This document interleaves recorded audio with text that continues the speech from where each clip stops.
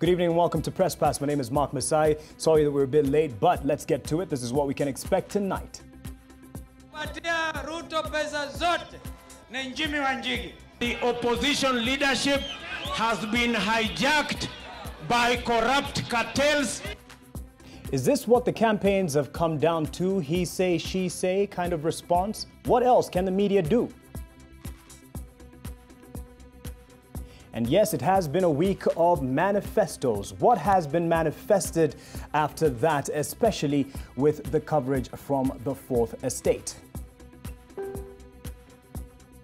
Let's meet my panel. We have right next to me, Salah Abdi. He is a Third Way Alliance National Executive Member, as well as a Wajir gubernatorial candidate. Thank you for joining us. This is the second time, I believe, on this panel. Thank you for joining us, sir.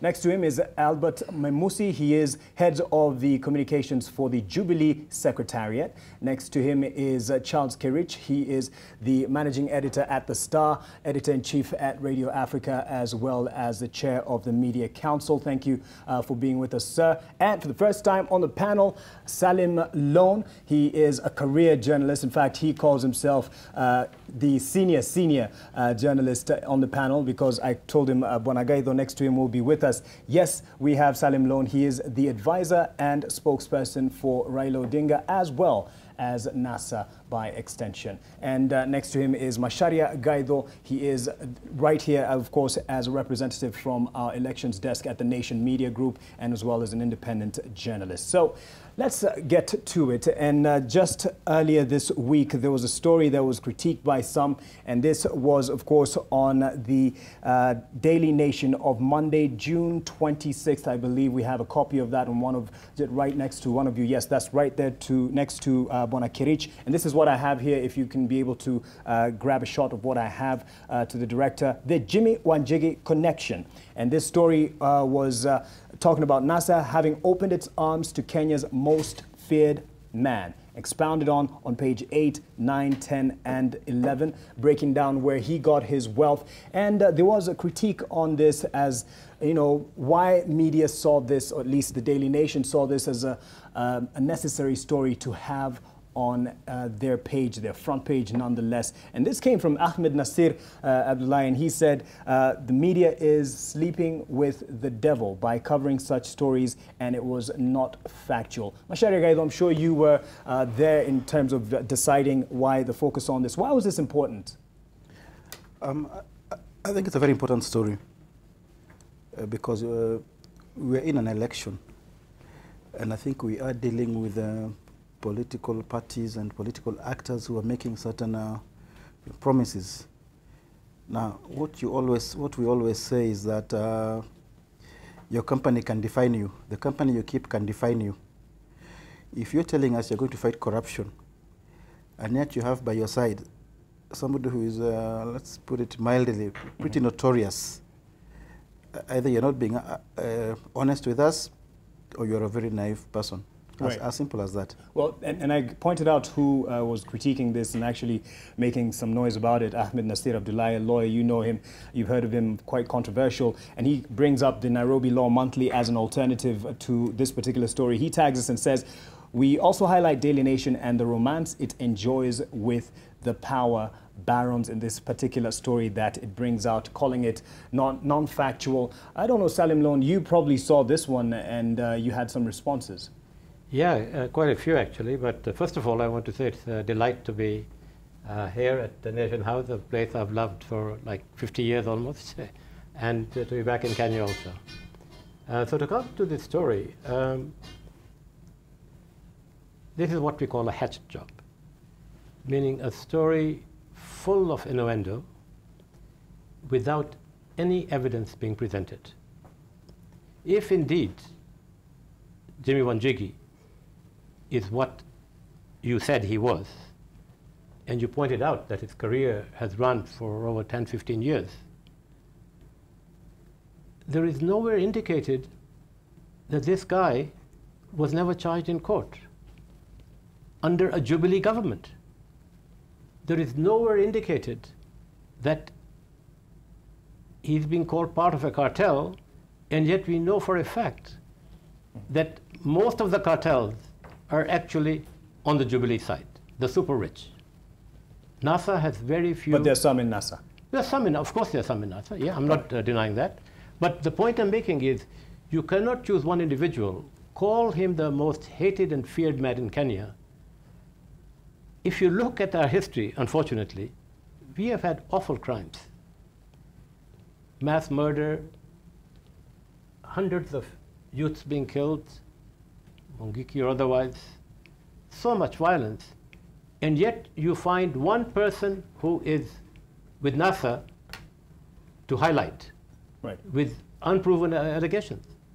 Is this a person of interest? Let me throw this to Bona Charles Kerich. Yes, you work for the Star, but you definitely saw the story and the interest that it kicked up in response to what Salim Lone has said. Times change. Salim has been a defender of democracy for a long time. But the situation he finds himself right now in is one where he has to defend something that is very difficult to defend. But he will do his best. You know, people question anybody who is in the public limelight. If you are a billionaire who does not have a factory, who is not known to have manufactured anything, like a biro, and it is generally known that you are the tenderpreneur par excellence, and now you're in bed with the people who want to govern the country, it behoves the media and the public to question whether that is a proper marriage. In the same way, people were very surprised when the NASA presidential candidate became very close friends with the former Mungiki leader, forgetting everything that had happened, how people used to be beheaded and their heads left at country bus station. And everybody said, why? Mm-hmm. What is the politics and numbers worth it? So it's not to demonize anybody, but when somebody is in the public limelight, look at it in that way, that once you present yourself as a public figure, you are open to scrutiny. Right. And the moment you associate with somebody and call him your chief financier, and his source of income is suspect at the very least to say, then you must be open to that scrutiny. Right. And Albert, sorry, you heard what Bwana Salim Lone said. Most of the cartels are on your side, Jubilee. Then, as Charles says, it is upon us to bring this out to light, the fact that there are cartels in these different camps. I don't understand what he means by cartels being the super rich, because I believe Kenyans have a right to do business. And when they do business, they make profits. And when they make profits, at times, they're super rich. But it's very wrong, and I find it very wrong, to categorize everybody who has some extra coins to be a cartel. Because a cartel, we all know what a cartel means. I mean, we don't have to explain this. Mm. So therefore, someone just to put everybody together when they have been caught with their hand in the cookie jar, I mean, it's pretty. But does it add value to have this particular story on information or background to those who are funding certain campaigns? I mean, the whole case was defeated, and it was suspended in Parliament, remember, because there was a law that had been actually put forward to be able to give details of everybody who is funding. Then when it comes around and then such stories come up, then the media has something to actually work on, and they give us the story, and they give us the truth behind the scenes of what we are not saying. So I really find it encouraging, and encourage such kind of journalism. All right, that's quite the welcome news. Macharia is smiling. You'll tell us why. Salim, is this a sideshow? I think it's not a sideshow. It is an important story, but the way it is presented probably looks a bit partisan. But it itself is a very important story. I would have loved to see it if, from the perspective of political party funding, who's funding Jubilee, who's funding NASA. We know that this country has a very big problem. We are, I think we are one of the most corrupt countries in the world. One of the panelists in one of these shows was saying that there's no Kenyan who is actually super rich, who is free of corruption. So we know that, okay, there's this quote from someone who said, politics is the art of taking money from the rich and the votes from the poor, and telling both that protecting each other, you know, they are protected from each other. So who is funding these political parties? Who is funding Jubilee? Probably big guys. As you said, the cartels that you have described probably are there. Who's funding NASA?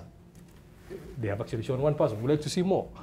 So if it was presented through political party funding, Like Third Way is being funded by crowdfunding. People who are paying small amounts of money to actually bring these small parties to the platform. So if it was presented that way, then it would be a very important story. But the story itself, focusing on one party and one individual, might look a bit partisan. But we'd like to see what follows next. All right. What's coming from the Jubilee side? What's coming from Third Way side? What's coming from the other party side? So it becomes a bit more balanced. Tell me that particular paper, The Star. This is also kind of looking at how, the source of either support or strength behind politicians. And this is for the 3rd of July, that is Monday, that is today, how politicians are enriching witch doctors. And this particular story also looking at perhaps some of the strength or the power behind politicians. Is this a story, first of all, in your view, is this backed by fact? As some have said, this is just hearsay. There is somebody who has been prosecuted in court and found guilty. One of the politicians in the story was found guilty of engaging in witchcraft. And it is nothing new. It happens. Many people have no qualms to associate themselves with it. Of course, being in a largely religious country, in some places it would be suicide if you try to associate yourself with such things. But there are places where people do not care. They are not as religious as, the conservative Christian areas or Muslim areas, and for them, it is normal. So yes, there are specific incidents and there are specific cases quoted and specific people who, when somebody goes through the court system and the court says you are guilty of doing this, then, what more evidence would you require? Well, was the point to call out those who are involved in it and perhaps have them, answerable?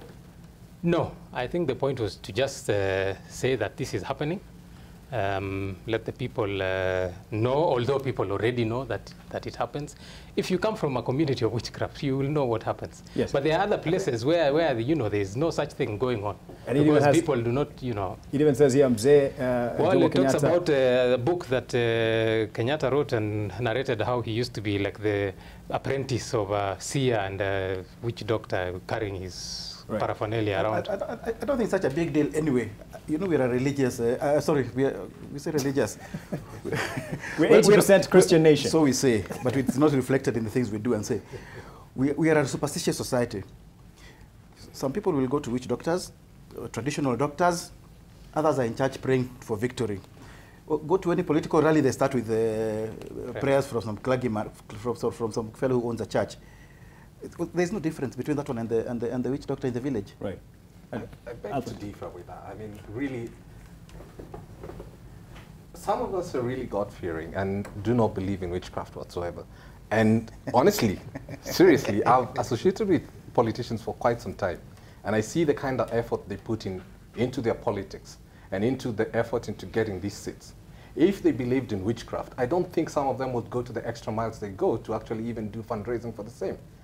We at Jubilee and even some of these parties here do not believe in witchcraft. Right. And I don't think we should encourage such stories because, then what? Yes, someone was prosecuted. What powers did the judge have to actually prove that that was really witchcraft? Okay. Really? Salah, I think there is the issue of the election code of conduct, which talks about oathing. And what the person was prosecuted was actually oathing. And oathing comes in very many ways. It comes, if you go to where I come from, oathing comes in terms of community, negotiated democracy. It's a form of actually oathing. People take oath so they can vote for someone. So I would have loved if Star goes beyond just the paraphernalia of witchcraft and looks at this thing from actual code of conduct issue. Is the election, being, manipulated in a way by making voters actually take oath, subjecting them to practices that are, oath taking like, or other forms of practices that are against the code of conduct. So if they had gone beyond that, then associated with specific politicians and say so and so actually does this and so actually done that, then it goes from just a human interest story, a story or a funny story or some entertainment story to something that's actually actionable somewhere. Well, they do point out some of the leaders, just, you know, Skari Kombo, Yoweri Museveni. But none of them is actually contesting in this election of 2017. Very true. Yes. Yeah. All right, Salim Lone, just a comment to this before we take a quick break. Yes, you know, look, I'm sort of amazed that we're spending more time on a witch doctor story involving one person than on the story of Jimmy Wanjigi. That was a 5-page story. And I have nothing against writing, you know, we're free media, responsible, but free media. And we can write about things like that. But when it doesn't meet the fundamental tenets of journalism, when you write a story about a man who supposedly has been corrupt, mega corrupt for 10 years, one of the first questions the reporter should ask is, why has he not been brought to court? What kind of society do we live in that creates such what seems like a monster, and no one cares until just before the election and because he's supporting NASA? And is he the worst possible man in this country? Aren't there others, even if he's as better? Right. So this was a very, you know, a pivotal story in this campaign.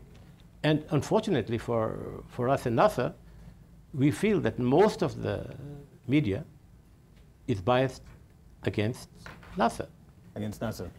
You know, I don't think so. The Nation is the one that published this story. And the Nation has been a victim many times in the past of the system, and you know, and it's really difficult to believe that this esteemed newspaper is in bed with Jubilee.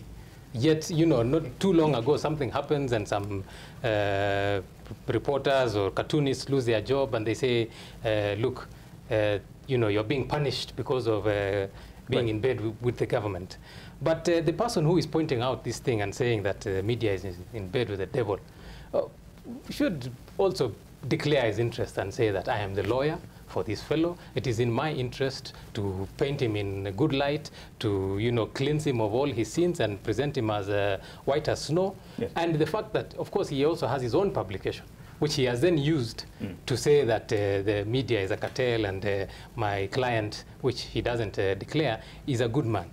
But, you know, there are questions again about where the story came from. And, you know, but is that the point? If it's factual, if there's basis on it, is that the point? Nobody has disputed anything in that story. The thing is this. I understand NASA is angry, and I could have predicted that reaction. But I can tell you for a fact, 100%, that if Jimmy Wanjigi was supporting Jubilee, and he has been in bed with the key figures in Jubilee in the past, which they are not talking about, NASA would today be cheering that if we wrote about him being in Jubilee. Right. The guys in Jubilee who are now seizing on this to hit at NASA, actually being very hypocritical, because before he ended up in NASA, he was with them in the same bed, eating together, so to speak. Thank you, guys. Yes. Thank you. And that is a fact. He says that, and I have to take a break, but play the clip that I promised to show on what he's talking about. They are really seizing the moment on this particular incident. This is Kalonzo Musyoka on Thursday, as well as William Ruto on this particular issue. Real quick.